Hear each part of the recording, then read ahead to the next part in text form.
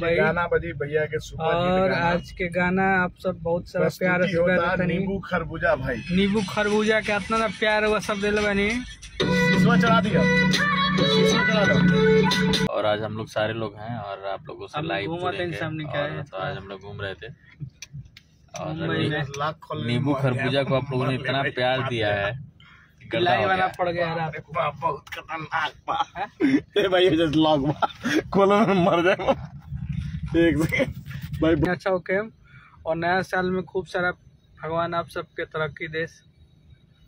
Love you जितने भी लोग देख रहे हैं हमको, और सब भाई एक बार शेयर लगा दीजिएगा। Love you. तो आपको बता दें कि भोजपुरी के 2 सुपरस्टार के साई लाल यादव के राइटर कृष्णा बेदर्दी जी का यह वीडियो सोशल मीडिया पर काफी तेजी से वायरल हो रहा है, जिसमें देखा जा सकता है कि वे भोजपुरी के दबंग सुपरस्टार के साई लाल यादव के सॉन्ग को लेकर चर्चा करते नजर आते हैं। परंतु आपको बता दें कि वे आने वाले सॉन्ग को लेकर चर्चा करते नजर नहीं आते, बल्कि उनके पुराने सॉन्ग नींबू खरबूजा को लेकर इस वीडियो में वे चर्चा करते हैं।